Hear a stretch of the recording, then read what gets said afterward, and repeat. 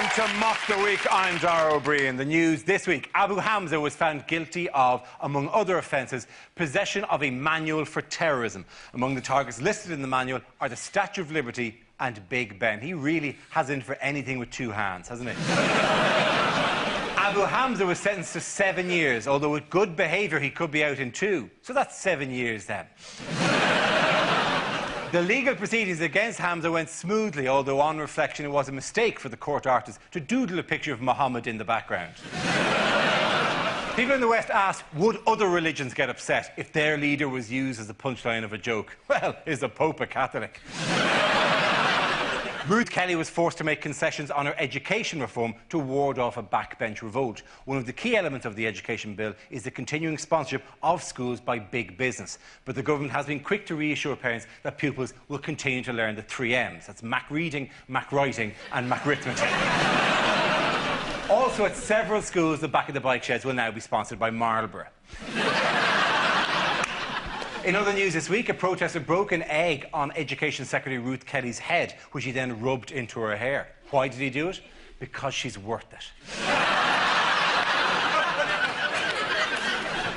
This week, a team of scientists discovered an area of undiscovered jungle in Indonesia. The jungle is home to 40 new types of mammal. So that's 40 different types of testicle that Ant and Dec can now force celebrities to eat. Joining me this week to work through a series of satirical games are 6 of the country's top comedy performers: John Oliver, David Mitchell, Andy Parsons, Frankie Ball, Hugh Dennis and Sandy Toksvig. Welcome to you all.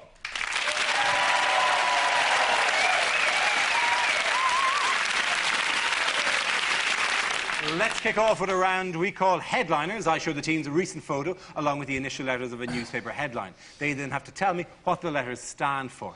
Here's a picture of the tabloid's favourite hate-filled cleric, Abu Hamza. So what does HIFG stand for? Is it, Hamza is failed gynaecologist?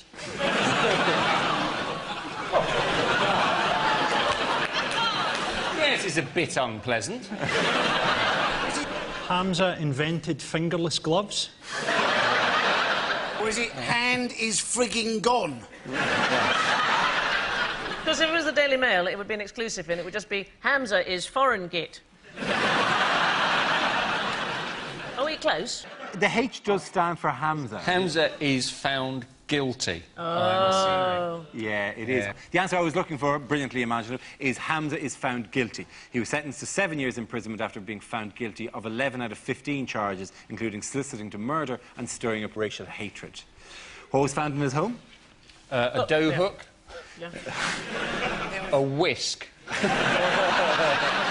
He's got a blender and a mixing bowl. They found that encyclopedia, didn't they? Which they did him for because supposedly he was encouraging people to use explosives. Now, I wouldn't take any advice from Abu Hamza about explosives. There's a very good reason he's got no arms and one eye. It classically sounded, it was called the Encyclopedia of Afghani Jihad, and it sounded like one of those part works. You know, where week by week, it builds into a manual of world terrorism. The interesting thing is that his defence team have argued that, in fact, this was a present from his next-door neighbours who gave it to him last Christmas, which was quite insensitive in and of itself. The proof of this is in the inscription, because it just says, "Dear Abu, hope you haven't already got this. Happy Christmas, lots of love, Peter, Diane and all the kids." He also had an A to Z, but it was interesting because did you notice it was a mini version? So anybody living on a subsidiary road is fine. I was curious to find out that he had, in fact, worked as a bouncer on a Soho nightclub. You know, I was quite surprised that he'd worked on the door. You'd have thought that probably he'd have been more use in the cloakroom. Do you think when the police arrested him, they just went in with a giant magnet? Just... He's in there.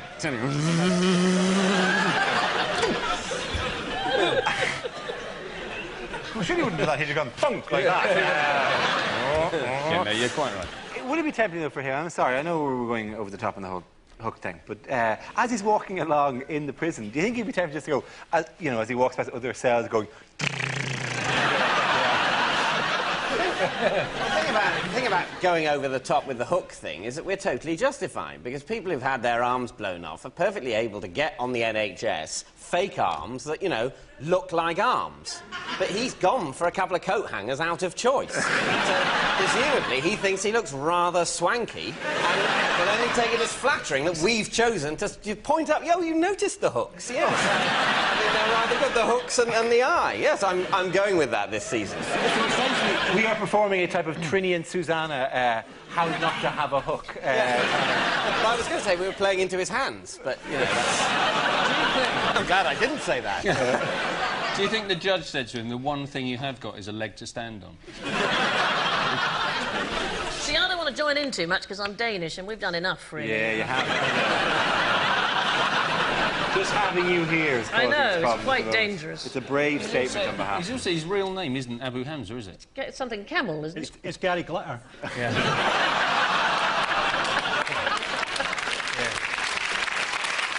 His real name is Mustafa Kamal. You can see... He's got a career. He's got a career in carry-on films. Yeah. Well, I want to know about Abu Hamza. I don't suppose he's actually ever been skiing, but if he did, would he bother to wait for the ski lift? It's all about the hook. It is all about the hook. Well, the bizarre thing is, It's actually one of the nicest things about him, because, you know, what he says is nastier than the hooks. But the hook... Because he says, go and kill people. but the hook actually has kind of made him seem more charming. In what way, Dara? Well, everyone treats him as kind of a cuddly comedy figure, to a second. It Bondifies him, doesn't it? It turns him into a Bond villain, rather than anyone we actually really have to relatively face. poor Bond villain. And, Yeah, and a poor Bond villain. Unpleasant with the cat as well. Meow! Oh, sorry. Didn't get a cat attachment of some description and then put him on it. But he's supposed to be... The tabloids are saying he's an advert for terrorism, and you think he's not a very good advert if he's blown his own eyes and hands off. You don't see a recruitment advert for the British Army using someone who stood on a landmine. Join the British Army, it blew my mind. But you don't think there's a chance of this programme being repeated in 7 years' time, do you? That's all I'm slightly worried about. Do you think this programme will be the thing he's angriest about when he gets out? It's the thing that gets me. It's not the imprisonment, it's not the prejudice I suffered in jail, it's the satirists. They really hit me where it hurt. I didn't think anyone had noticed my hooks. It was revealed after the case that Abu Hamza's marriage broke up when he was caught with a prostitute. It was all a mistake. He saw a sign saying, hand job £50, and thought, what a bargain. There were cheers around the country when the verdict was announced, but no bigger than among the Belmarsh players currently casting their up-and-coming production of Peter Pan. The police raided Abu Hamza's house. They found 3 starting pistols, so he really was guilty of race crimes. That's sweet. That's a really... It's the kindest thing you've said, really. Yeah, and it had nothing to do with the hook at all. That's a genius. At the end of that round, difficult to say who the winner is, I'm going to give it to Frankie, Hugh and Sandy. Right, the next round is called Between the Lines and features Sandy and Hugh. Would you please make your way to the press pit, please? In this round, one of them takes on the role of a person in the news addressing the media, while the other translates what they really mean. Sandy, you are Her Majesty the Queen, reflecting on the anniversary this week of her 54th year on the throne.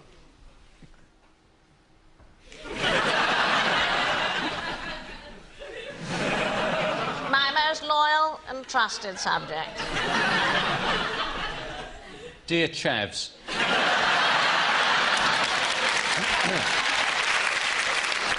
As one approaches one's 80th birthday, one can hardly believe that one has reigned for quite so long. As one approaches one's 80th birthdays, Prince Charles cannot believe that one has reigned for quite so long.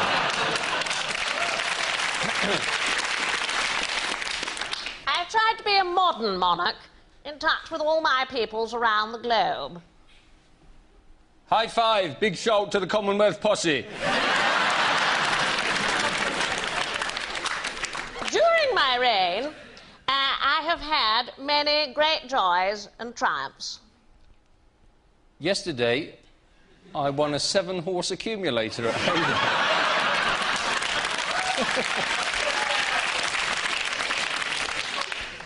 also watched the nation change many times for the better. Except for the trains, they're shit. But there have also been times of terrible loss. But there have also been times of terrible loss.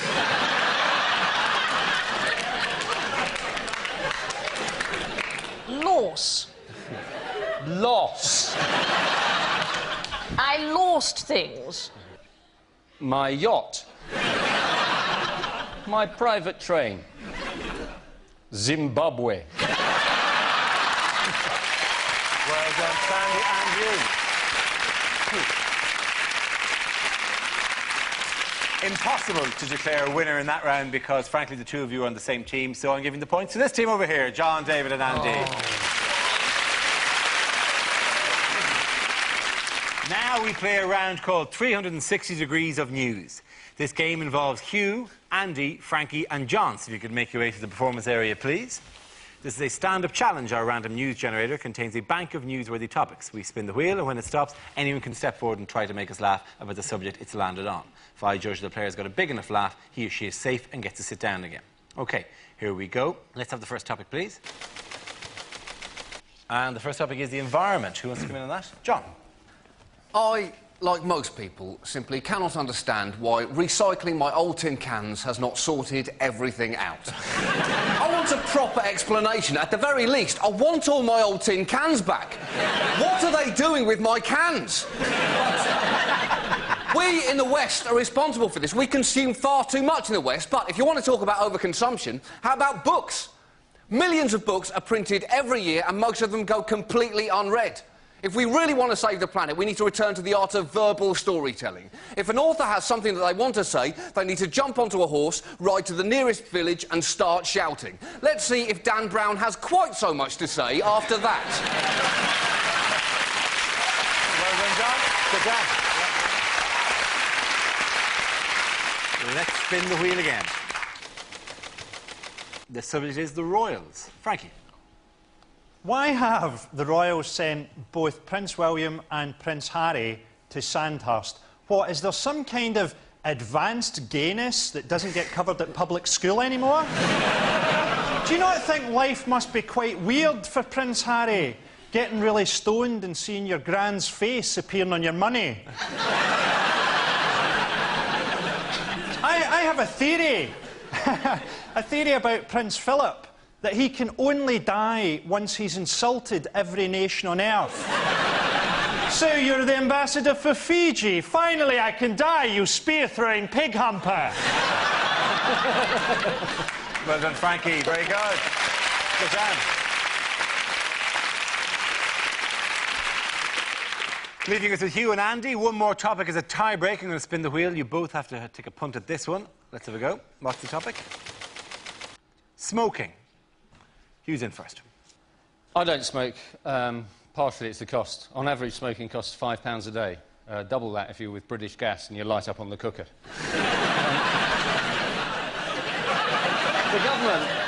The government have promised a free vote on smoking, but the MPs who want a ban are confident of victory. They're going to walk into the chamber just before the vote and shout, "Fag break."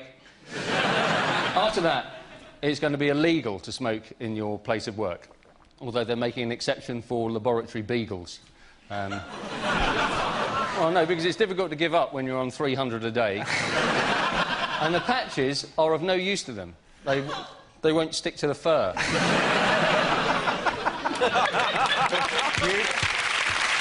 stand in your place there. While we bring out Andy. Andy, on the topic of smoking. Yes. Now, the government, they've made a bit of a muck of this smoking ban. Basically, it looks like in England that they're only going to ban smoking in those pubs that serve food. So a lot of pubs in England have said, well, in which case we're going to ban food and keep smoking. You're now going to have to go outside for a pie.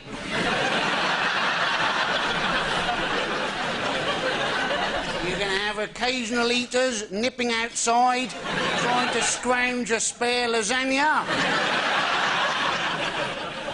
Of course, people are desperately trying to find up different ways of giving up smoking. You know, various things like acupuncture, of course, where people stick needles into people to make people feel better. As opposed, of course, to voodoo,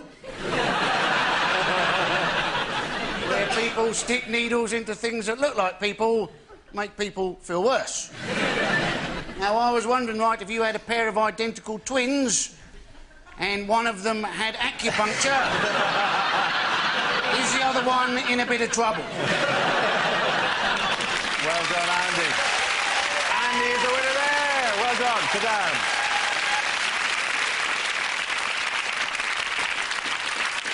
OK, the next round is called If This Is the Answer, What is the Question? On the board are 6 categories related to current events. For each chosen category, I read out an answer and the players have to guess what the question might be. So, Sandy, would you like to choose a category? World news.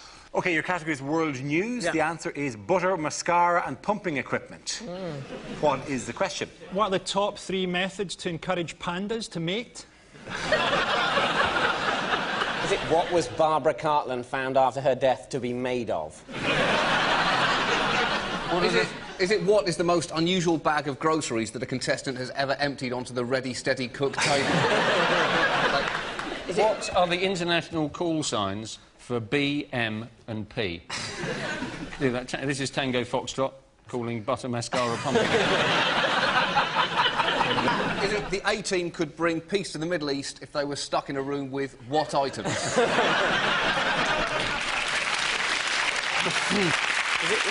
it what do you need a lot of if you want to drain a lake and then fill it with butter and mascara?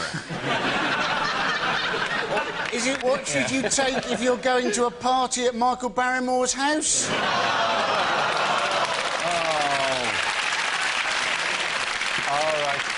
What was for lunch? I don't think you'd need mascara, Andy, pretty boy like you. All right, it's to do with a protest. Let's steer this towards an answer. It's Protest. a Danish thing, is it? Yes, it is a Danish thing. You want to put that in the form of a question? Was it not a question? Is it the Is Danish this the thing? Danish thing? Is this a Danish thing? Butter, mascara and pumping equipment? Yes. Oh, is it what are Denmark's main exports other than bacon? Yeah, essentially, the question is what Danish exports are being boycotted in the Middle East after the publication of an offensive cartoon. The growing boycott has hit leading dairy company Arla and pump manufacturers Grundfos, but has also badly affected Danish companies exporting cosmetics, toys and clothes. Is that because they don't need to ban the import of alcohol and bacon? Or is it because they've forgotten? Yeah, Carlsberg, for example, is relatively unscathed by a ban in the Muslim world. I feel terribly sorry for the small boy in the Middle East who needed 1 brick to finish his Lego mosque. But Exports are heartbreaking. I have to say, as a Dane, I couldn't be more surprised. The words I never thought I would hear in my entire life are the words protest outside Danish embassy. Because you just think, about what? More cream in the pastries. To be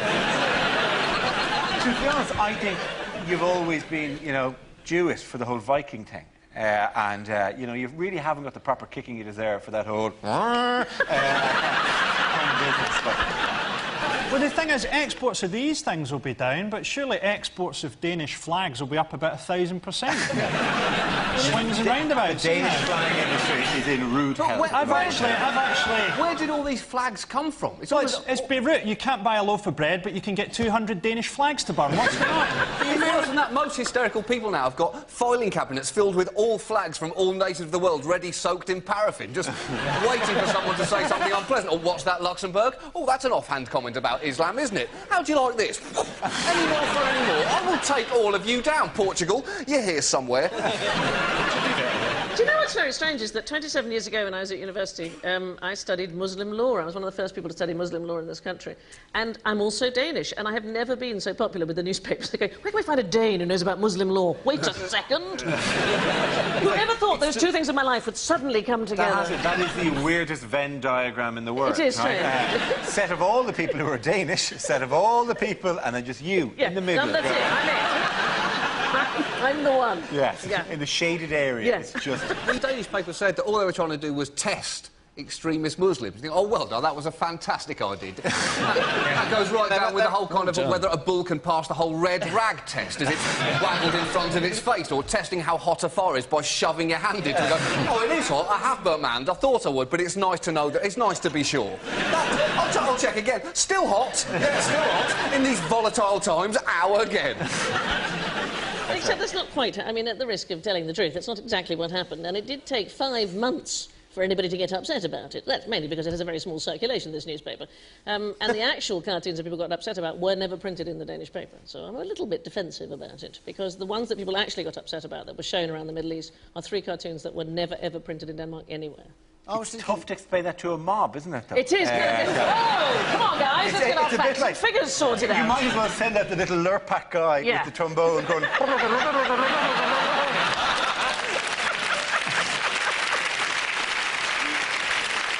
was thinking the Americans must be pleased that it's not their flags being burnt in the Middle East for the first time in ages.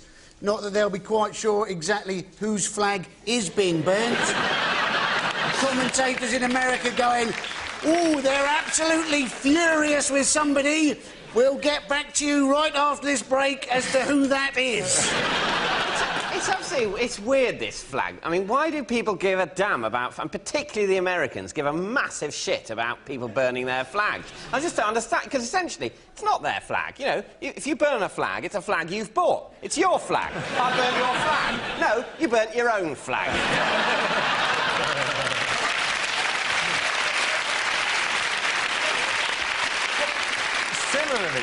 Similarly, rioting in your own country at something that happened in Denmark is also relatively, like, backfires. You know, when you go, I'm really angry with that, let's trash the gaff. It's our gaff. Good point. It has been the knock-on effect. I mean, the amount of Swiss flags that are being burnt in the Muslim world. That's just getting it wrong. Because the Swiss flag is very similar to the Danish flag, and that's got to get in your tits if you're a Swiss, right? The Norwegian embassy... You don't want to get the Swiss angry, because they'll attack! What's happened to the actual cartoonists, though? Does anybody know? Oh, yeah, well, they're not exactly making the... Hi, how are you? They're on chat shows at the moment going, I'd be the guy with the pen, this is the pen. Thank you very much. Well, presumably he's going to have to hide so hard, he might actually end up finding Bin Laden. Oh, I should have guessed you'd be here on one of the many rings of Saturn, Mr. Bin Laden. He's probably just drawn a picture of a door, and he's gone to it, opened it, and run through it. Who was the most controversial person at the protests in London? Omar Rubaiyat Omar Khayyam, or whatever his name was. Yes, yeah. This man here, who dressed as a suicide bomber. Why is he wearing his skiing gloves? That's the other thing that interests me. Well, because if the bomb goes, you don't want to lose his hands like Abraham. He'd just be 2 perfectly preserved hands. Yeah.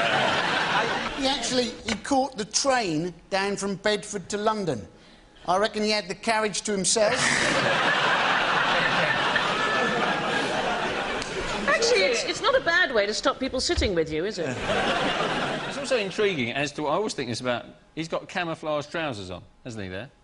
So what's he thinking? That he's going to be walking along, no one will be able to see his legs? How's that? So people will be going, oh, what a shame, that disabled person can fly! He seems to be floating.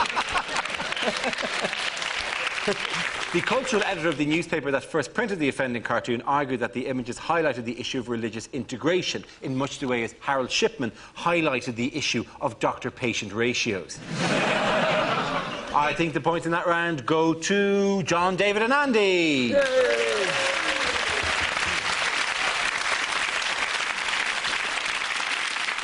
Now we come to our final quickfire round called Scenes We'd Like to See. This is for everyone, so if you can make it over to the performance area. I call it ideas for scenarios we'd love to see, and the performers come in with their suggestions. OK, here we go. The first subject is unlikely things for a Winter Olympics commentator to say. Points off the Danish team for exploding. And he's fallen over! I love it when they do that! That's the best bit! And now the 4 words that no ice dancer ever wants to hear. Release the polar bear.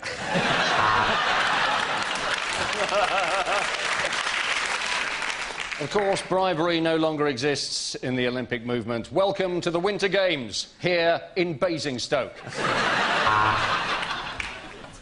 The upturned bobsleigh providing a fitting coffin. Have you ever stared at snow so long it turns to blood?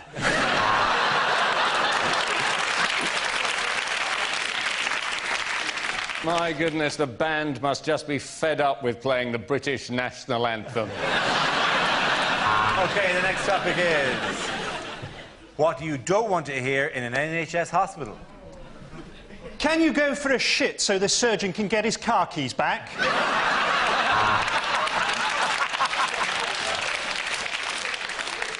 There's been the most hilarious misunderstanding during your vasectomy. MRSA, yeah, I think they tried to give me a credit card. The face transplant's gone well. I think you look better as a black man. I've come to take your blood sample.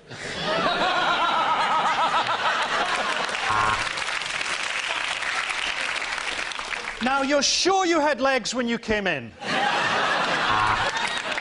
The next topic is commercials that never made it to air.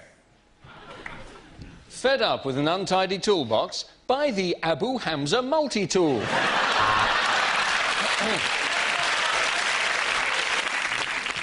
Start the day with a protein boost with Kellogg's Pork Flakes. Come home to a real fire. Visit the Danish embassy. My bank became a wine bar. To be honest, I quite like it.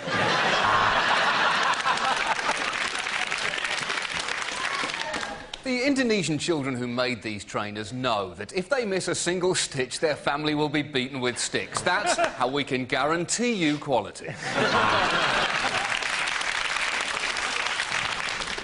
Use Vanish, like me, Sol Campbell.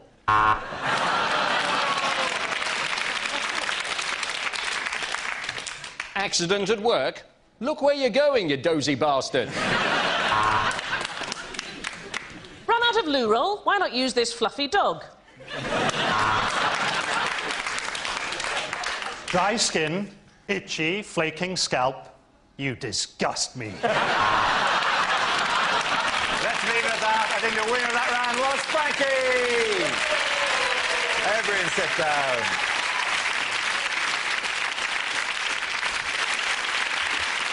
That's the end of the show. This week's winners are John Oliver, David Mitchell and Andy Parsons. Commiserations to Frankie Boy, Hugh Dennis and Sammy Toptree. Thanks for watching. We'll see you next week. Good night. Well, dodgy commercials that actually did get to air are heading your way over on BBC One in about 5 minutes.